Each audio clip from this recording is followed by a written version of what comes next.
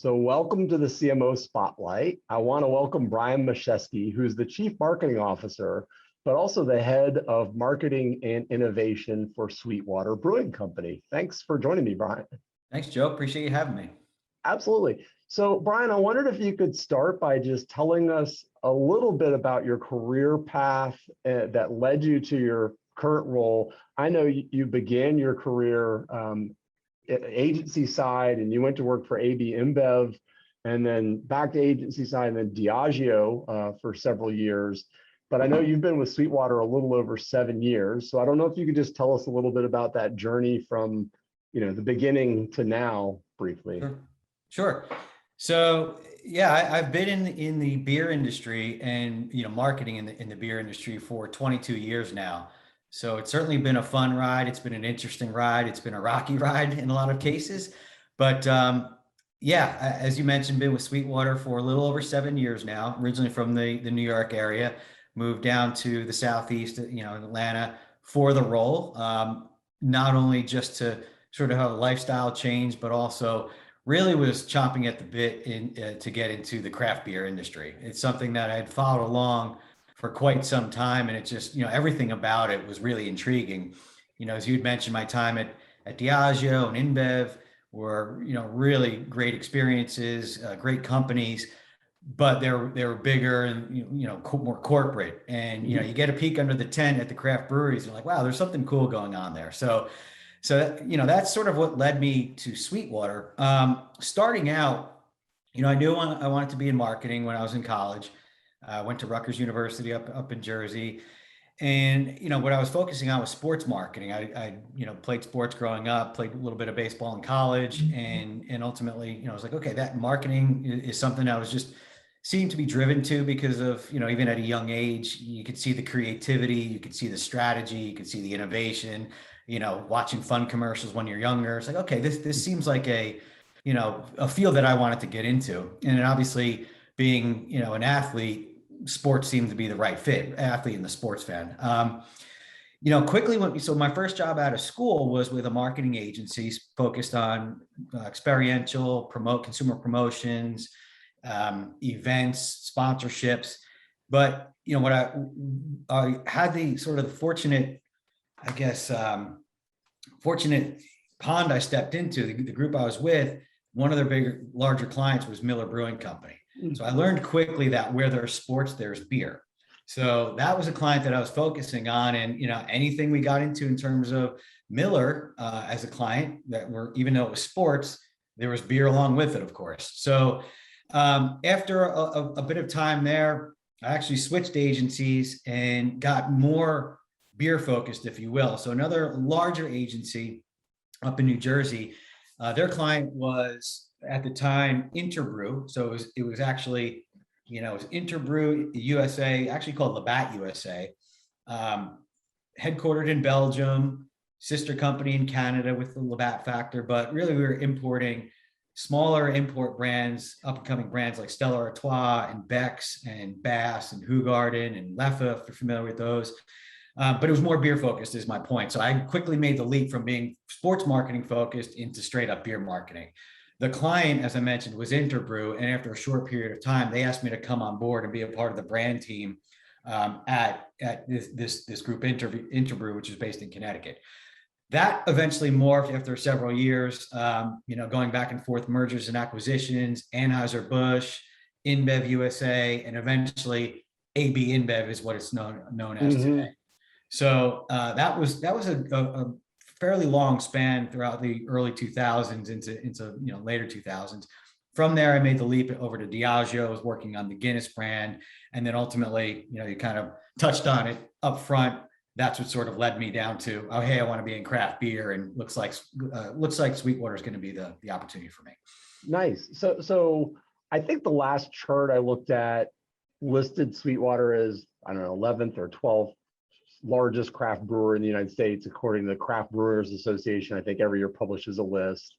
And I know that for around 24 years or so, SweetWater was an independent brewery, and then it got acquired by a company based in Canada that was focused on cannabis.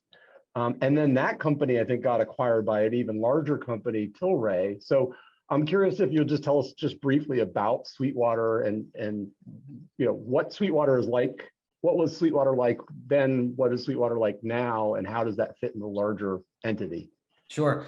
In terms of the brand, in terms of the brewery, the culture, our products, the brands tied to those products, the events that we do, the marketing we do, really not a whole lot has changed at all. The company Tilray, which is now the largest cannabis company in the world, they're based in Canada, not fully in the US yet directly as a cannabis company for obvious reasons. But I think what they took to for us was, the brand that Sweetwater is all about in our culture. So, our flagship beer, been around for almost 25 years, now 25 years, is 420. So that's an obvious innuendo. And in our founder, Freddie Bench, when he grabbed that and created a beer, there was this culture that, that was sort of tied to that, right? And it's really not all about being directly, hey, we are, all about cannabis, we're craft beer, but it's about, that sort of 420 lifestyle that we talk about. It's good people, free spirits, having a good time at music events, festivals, camping. So it's just about a good vibe. It's not necessarily on the nose of what most people might think we're trying to achieve there. So our new parent company, Tilray, saw that in us. They're trying to break into the US. They're expanding their portfolio of products. They knew they wanted a beer or a beverage alcohol company, particularly in craft. And, given our size, our growth, the room to grow, at the time they bought us, we were in 26 states. We're now in 40. So we're still going west. You mentioned we're the 11th largest craft brewery in the country. We still are, but when we were in 26 states, we were the 11th largest. Now at 40, we're the 11th largest. So, there's a lot of runway to grow. And that's because where I'm getting to is every brewery in front of us on that list is in all 50 already. So It's something to say that we've really had a stronghold on the Southeast, Mid-Atlantic, expanding, westward. That number one, there's a lot of upside. Number two, we have a really strong brand with, not being in all 50 just yet. So That's they awesome. saw us as the perfect fit for their portfolio. Well, and also what you're saying, it sounds like, is that probably the top 10 on that list grew too over the last couple of years. In other words, the craft brewing segment continues to grow and grow and grow. And as you all, expand to new states and things like that, the ceiling is way above where you are today in terms of growth. Absolutely. The craft beer, the share that craft beer has in the overall industry is minuscule. So, there's always put on the table, is sort of craft beer hit the ceiling? And, the answer is an adamant no, because we just really are scratching the surface in the overall beer industry. And then you add to that everything else that's coming out nowadays with the seltzers and the hard teas and the RTDs, the vodka sodas and cans and so forth. Craft beer itself just continues to expand as the industry continues to expand. I'm curious if you could just briefly talk about the culture shift for you coming from Diageo and AB InBev, big corporate culture, to a much smaller company. Just culturally, there's probably a lot more doing, getting to do things versus talking about things, a lot less bureaucracy to get things done, things like that. I'm just curious culturally how that's been the last 7 years versus the previous part of your career.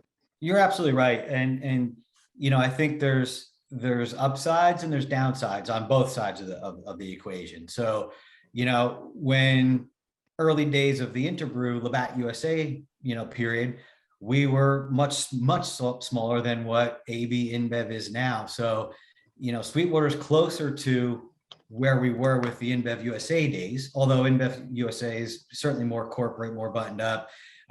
You have people with the MBA backgrounds and all that type of experience. But yeah, going from InBev, what it is today, and then certainly Diageo, which is enormous, particularly on the spirit side of things, the benefits there, you have all the resources, right? You have huge teams, you have big budgets, you have processes that are buttoned up and in place. That you don't have that at a company like Sweetwater. So, smaller teams, smaller budgets. You reference the marketing and innovation, duties that I play, and the doing. Like, we have to get in there and do it. You can't just be a thought leader. You have to actually be an executor as well and get in the trenches. But I think some of what might have been a downside at some of those larger companies, you're right, the bureaucracy, the red tape. In this industry, particularly if you want to fight crafts. So when I was on Guinness, crafts were starting to eat Guinness's lunch. So we needed to be quick, nimble, and innovative. But, the processes that we had in place and had to sort of work through, being part of a larger spirits company, really slowed the ship down a bit. So it was a big ship to turn around. But meanwhile, all the little ankle biters are sort of doing circles around you and putting stuff to market and sticking and moving as quickly as they could. So that's a benefit of coming to SweetWater, where we come up with an idea. If it's creative and people like it, let's get after it. Let's just do it. And then we're on to the next thing. So we can be that sort of really quick welterweight fighter, if you will, that's doing circles around the George Foremans, which is a lot of fun. But on the flip side, we've got to be scrappy. We have to work with smaller budgets and less people on the team. And a lot of cases just kind of roll with the punches and figure it out as we go. So it's certainly been a great ride in my entire career, where I had the best of both worlds. I always say, I felt like I was getting an MBA just through working at InBev and Diageo, because everything you learn there and all the people that you get to work with and learn from them. And then it's funny, I say I came to SweetWater, really to help take it from 8th grade to college, which we had been doing. We're growing quickly. And I'm like, wow, after a couple of years, I'm like, wow, this is going from 8th grade to getting a PhD. So being able to bring a lot of those corporate learnings to SweetWater, combined with the ability to have SweetWater let us be creative, is really the best of both worlds, in my opinion, at least for me personally. I love it. I would imagine that is fulfilling for you as a marketer, to be able to, take the structure and the infrastructure that you had at the big companies and apply some of those ideas without getting bogged down with the bureaucracy, red tape and such. Exactly. So I'm curious if there's a piece of advice that you got earlier in your career, or there's a piece of advice you would give somebody that's younger in their career, maybe just starting out. Sure. I've had, the luxury of getting plenty of advice early on, but the specific one is one that I did not get. So it's something I do share with people that, if it's a friend's son that's, in college, or, a nephew or something like that, or just anybody I come across that in the industry or in marketing that's looking for advice. I didn't get this. So I always make sure that I turn it around. And that is, make sure that you get into a field. So obviously, there's a field that people are getting into, hopefully because they feel like they can excel in that and be successful. So if you want to be a doctor, they love being a doctor. If you want to be a lawyer. But even if you're in those fields or industries, make sure you drill it down into something that you actually are passionate about. And I think that's really relevant for marketing. So look, there's plenty of people that say, like myself, I want to be in marketing. Obviously, I was thinking I was going to be in sports marketing, but I want to be in marketing, and have had the benefit of being in a field within marketing that I am passionate about. A lot of really cool stuff comes along with that. If it's sports related, obviously I mentioned I'm a sports fan. I'm very active. Beer, I'm sure by now I'm a beer guy. So love beer and craft beer in particular, and what that's all about. With craft beer or beer, obviously you're going to be sponsoring sports teams, and you're going to be sponsoring events and music festivals, and coming across great personalities, celebrities. So you really and it's very social, right? So you're going to events that take place in cool bars or restaurants. And I think along with that, there's just a lot of great people in the industry, because they're all very like-minded. So I think I've had the benefit of, and, been blessed to have been in that industry, in marketing, in beer, for 22 years. And I look back, I'm like, man, I really couldn't imagine that I would have had as enjoyable a career if I was in something that I just wasn't into. When I went home at the end of the day, shut the switch off, and that's it. Nothing against any other industries, but me personally, I couldn't picture myself, although I love marketing, very passionate about marketing, doing it in the pharmaceutical industry or the tech Right. industry. It's just not me, you know? Mhm. So I when I come home at the end of the day, I'm still listening to music and I'm watching sports and I'm having a beer and I'm tasting the beer and, you know, watching commercials that have to do with that world. So I just don't think it would have been enjoyable for me for 22 years if I didn't do that. I didn't know that going in. I was sort of lucky to get there. So what I say to younger folks coming up is make sure you're forcing yourself to get into an industry that you really want to go home at the end of the day and say, wow, I love what I do. If this is still interesting to you as a person, you'll put more energy into it. You'll be more creative with it. You'll have more fun with it. And at the end of the day, your work life and your personal life will blend together a bit more. So whether it's getting, you know, an internship in college or, you know, a lower level job out of the gates or going to networking events, inserting yourself, you know, with the right people, whatever it is, make sure you're doing it in a place where you want to be. Because if you don't do it and you're just putting out your resume and you end up getting the first job you get because of your salary, the salary or whatever, you might end up in a marketing field that you don't want to do and you can't get out of it. It's going to be hard to jump from Mhm. pharmaceuticals into beer. There was an old joke, I think, about I don't know if it's real, but there was a sign in I think it was in New Jersey that said, you know, choose your rut carefully, you'll be in it for the next 10 miles or something like that. And so it's like, you know, you're right. You want to choose something that you're passionate about, even if it's less salary or less Yeah, responsibility or less title, just because in the long term you'll be more fulfilled by being in something that you love. 100%. Um, Yeah, I love that so line. I believe that everybody has a superpower of some kind. And so I'm curious what you think your superpower might be. Cool. Well, I'm going to try to give you a more creative answer than just going straight forth and be like, well, I'm great at developing ads or something like that. But, you know, I believe it's positivity and optimism. You know, that's something I think can, again, keep you fresh and excited about what you're doing as a job. It keeps your team engaged, your agency partners engaged if you're all striving ahead in a positive and optimistic way. But also that has to come through in your brands. You want consumers to see that positivity and optimism coming through in your brands. You know, when they're drinking a SweetWater, they want to associate that with a good time and be aspirational, inspirational. So I think you have to have that sort of vibe going in with whatever you do. I did have a secondary answer. I think they're a little bit related, but I truly believe that I've got the perfect balance between left brain and right brain. Mm, So you have folks that are really weighted on the analytical side of things. You have some folks that are really weighted on the creative side of things. And, you know, really in marketing, you have to be both. So I feel like I'm able to stick and move and ebb and flow and pull levers up, pull levers back when you need to in order to sort of go back and forth between the left and right sides of the brain. that's a nice blend. So you talked about the huge changes in your industry, you know, as craft beer emerges, but it's still a small percentage of the larger market. I'm curious if there's, you know, a major challenge what's the biggest challenge that you face as a marketer today? Yeah, I mean it's really the industry. It's expanding so rapidly more than ever before. And we've been saying that this industry's been expanding for 15 years, you know, more so for sure, but it just started doing that hockey stick 15 years ago probably.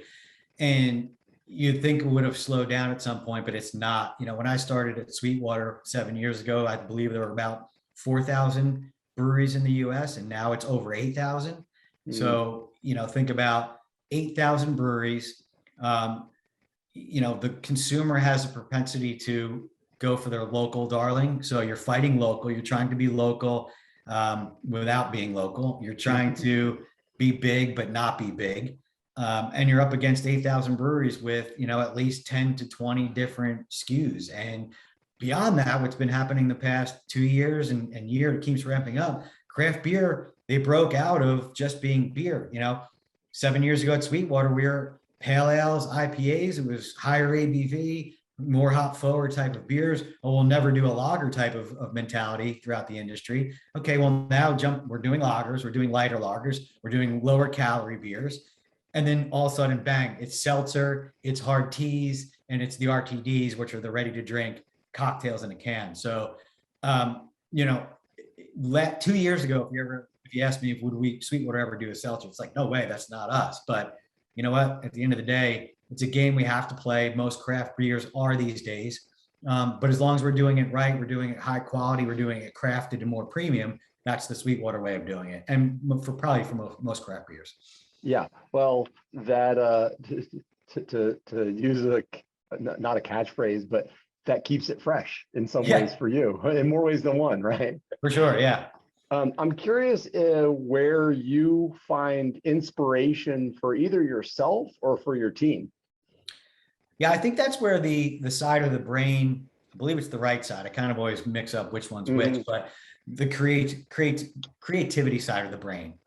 That's where, you know, me as a marketer, I really get jazzed about being creative, but not just the creativity in terms of fun ideas and doing cool things, but it's also about creating.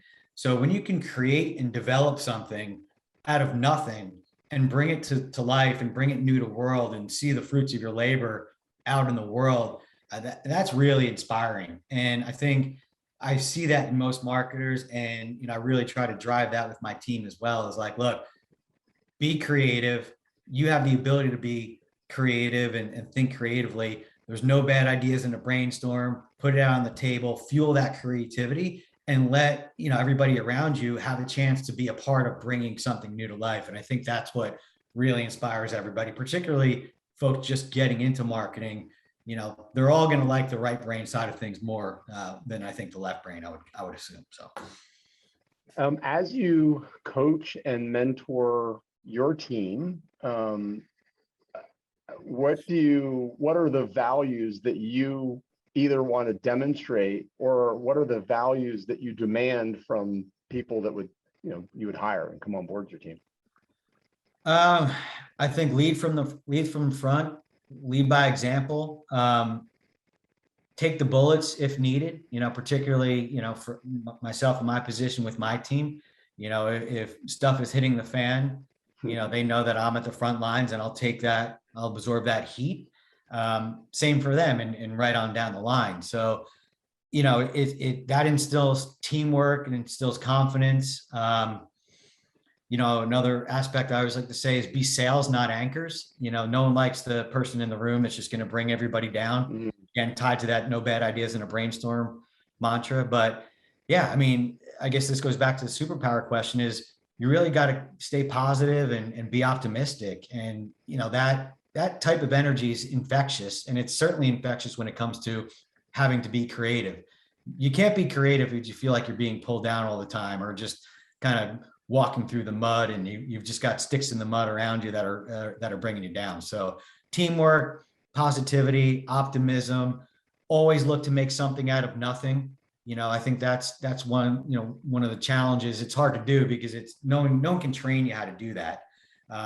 And no one's gonna, there are so many instances in marketing where you have to, you know, I'll use a quote from Donald Rumsfeld. Don't judge me by that, but it's just something he said. He's like, there are known knowns, there are unknown knowns, there are known unknowns, et cetera. He's like, what you have to watch out for in terms of terrorism are the unknown unknowns. And I heard that. I was like, well, that's very much like marketing. Like, we always have to work towards the unknown unknowns. So I want my team to be able to take a piece of paper. No one's telling them that we need to do this or we need to do that. It's, you know, when you're jogging out in the, you know, down the street, or you're riding your bike, or you're in the shower or whatever, lightning bolt's going to strike you. So allow that to strike you and be like, coming to work the next day, be like, I just had the greatest idea, and let's build that and go. So you can have a great career just by kind of, you know, rolling along the tracks. But I think it really becomes more rewarding, and you probably have a better career if you're able to take a piece of paper and make something out of nothing that comes new to the world when you haven't been told to do it. So I love that. So as you know, here at Setup, we are marketing matchmakers, and that often means we connect brands and agencies together. And so we sort of live in the space between brands and agencies. I'm just curious, for you at SweetWater, or even your previous lives, how do you typically work with agencies? Are there certain things that you always feel you want the external perspective from agencies And are there certain things that you feel you would never ever outsource because it's core to who you are? Right. Well, first and foremost, one of the criteria when we do work with agencies, or I work with agencies, I look for partners whose own brand, culture, DNA, and people fit with our brand. So it's very important in marketing that, you have people that understand. It's fairly similar to what I was saying earlier about being in a career that you're passionate about and a field you're passionate about. You know, I don't think as a beer marketer I'd ever hire, again, I feel like I keep kicking the pharmaceutical industry, but I wouldn't focus on or hire an agency that has the pharmaceutical background. You just need someone that fits your brand, because ultimately they're brothers in arms or sisters in arms with you. And many times they're going to be an outward facing of your brand as well. So that's number one. They've got to be the right fit from that aspect of it. In terms of types of agencies, I think some of the best talent in the world of marketing come from creative agencies. So I'd say whenever I can, it's creative. So, obviously traditionally it's advertising, nowadays it's content. But, it bleeds into experiential, but, you need creative folks. We have a great in-house design team. 3 folks that I love working with. They do a great job, but there's so much that we have to do that's just out of their bandwidth, right? That we have to have some external thinking and folks that have, that just have different backgrounds when it comes to the world of creative. So certainly creative, media buying all day long, media planning. That's just not, that's so complicated, and it's like trying to boil the ocean. You just can't do it. So I would always lean on a media agency. Experiential as well. You get great thinkers in experiential marketing, but you need an army to get that stuff done. And, most departments don't have that type of army. As far as never, that's hard to say. Every situation is different. Not that I want to back myself into a corner and make this sort of a staunch declaration here, but I would say I wouldn't go with an agency that is necessarily focused on brand marketing strategy and delivering you brand marketing. So I would bring in consultants to do that, help have a seat at the table and help work with us to build that. A lot of that comes with advertising agencies, of course.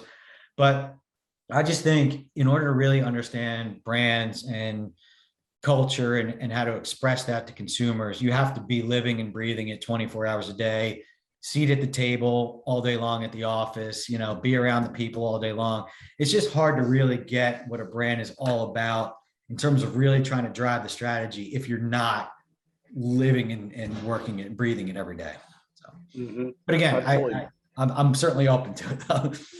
Yeah, I think also things change over time too. What you really need from an external partner perspective may evolve as you grow and change as you grow too. So, things that you would never outsource today, maybe you would, and things that you would always outsource, maybe you wouldn't.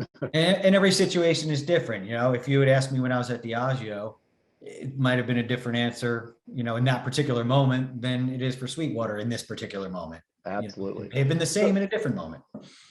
So I'll shift gears a little bit. As a marketer, we often have to work with the rest of the company that doesn't necessarily live and breathe marketing all day and every day. So I'm curious how you demonstrate the value of marketing to the non-marketing parts of the organization. Yeah, well, it's a challenge I face every minute of every day. That's how you tie marketing to sales.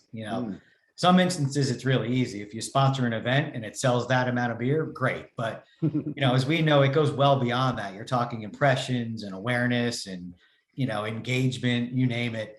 You're always going to have the sales folks, the CFOs of the world. Well, how does that tie to the sales? How's it tie to financials? And a lot of times you fight the battle. Well, we have to consider brand health. We have to consider brand building. You have to consider awareness. And of course, there's plenty of metrics that you can, as a marketer, say, well, this was successful. But a lot of times it's really hard to make that leap to say, yep, X equals Y here, marketing delivered sales, and make it that simple equation. So, there's other ways to do it though. In my world, I think a lot of times we try to show how much our customers get excited by that. Mm-hmm. So, customers in the world of beer, we're in a 3-tiered system. So distributors are our first stakeholders. So they're our first customers on the front line for us. And they're very much sales folks, and they're more tied to sales than they are marketing. So if you can get a distributor excited, and you have the principals, the GMs, even the salespeople that are saying, that's a great marketing program, or that's a great marketing tool that I could use to go sell. Okay, well, that gets around. It's like, okay, well, the distributors validated that. Same thing with retailers. If the next tier down, if you have retailers that are saying, I love that program, I'm going to give you display, or I'm going to execute that promotion, or I love the marketing, the advertising support that you're giving me so I could sell more of your product in my stores. If the CFOs and the VPs of sales in your world are hearing that, that checks the box for you as well. So I'm curious if there's a program or a campaign that taught you something extremely valuable, either because it was a huge flop and you learned something you needed to learn, or it was a huge success and you were thinking that was something you could build on in the future. Yeah, there's definitely a few. I mean, I think any marketer that tells you there isn't is lying to you, or they're perfect. But Right. I think it's certainly be ready with backup plans. I love the Mike Tyson quote: "Everybody has a plan until they get punched in the mouth." Right. So, with marketing, it takes time to build things, right? So you're always planning a year in advance, 6 months in advance, even 3 months in advance. In a past life, the brand I was working on was all in on hockey, and we had NHL sponsorships, and this is earlier on in my career. We build our entire program and have done for years, 360 above the line, below the line, all around the hockey season, and much of which was tied to the NHL. What happens last minute? The NHL goes on strike. So you've got content built, you've got sponsorship dollars, you've got point of sale creative, you've got everything. And, a month before, it's like, okay, well, this program's not going to work. So you've got to be able to stick and move, expect the unexpected and have a backup plan. I'll take this year, for example, past 2 years. Obviously, everybody's experiencing this right now because of COVID. Everybody's plans heading into COVID and the world shuts down, particularly in the beer industry. You've got to all of a sudden do something different. And that's everything from what you're executing on the ground. But also, if you noticed, every commercial was different. Every ad, every campaign, it became, we're there for you. And no one wanted to hear together. Yeah, we're all in this together. No one wanted to hear, hey, buy SweetWater beer, have some fun with us, when I don't know if they're going to be, end up in a bad situation. So with us, our perfect example, past 2 years, 420 Fest here in Atlanta, we get 60,000 people, 75,000 people over the course of a 3-day event. We plan for that 6 to 8 months in advance, and that's our Super Bowl. It's for Guinness, it's the St. Patrick's Day or Cinco de Mayo for a Dos Equis. It's our Super Bowl. We built everything around that, and then literally the world shuts down March 15th, and that was a month away from our event. So for 2 years, we didn't have 420 Fest, and it's all about, okay, well, what do we do now? So always have a backup plan. That's a great piece of advice. All right, so I've got a couple of quick fire fun questions for you that aren't related to anything we just talked about necessarily. Cool. Is there a book or a movie or a quote or a band or a sports team or something like that that really inspires you? Yeah, I'll easy answer for me as soon as I saw that question. It's a quote. It's "Get busy living or get busy dying" from Shawshank Redemption. The movie's obviously great. Love the movie. That scene is fantastic, as you know. But that quote, it's such a simple quote, but it's so deep. And a lot of times, when things are tough and it's like, hey, well, I can either lay down and quit, or I can just, press ahead and really get charged after it. So it's something that I always say, or, That's great. So I'm curious if there's a brand that you've never gotten to work on that really inspires you or that you really admire, and what is it about it that inspires you? Yeah, I think a unique answer for you, but I'd have to say the Rolling Stones. Yeah, I mean, it's certainly awesome. A different type of answer, but when you think about it, they are a brand, and you'd probably gather that I'm a huge fan of the Stones. But from a marketing standpoint, what you'd want from a brand, obviously is longevity, but you think about they have not changed what they're all about for 60 years. And you know what you're going to get when you get the Rolling Stones, the type of lifestyle, how they've lived, what they sing about, what they, the tongue, everything about them. You know what you're getting with the Rolling Stones.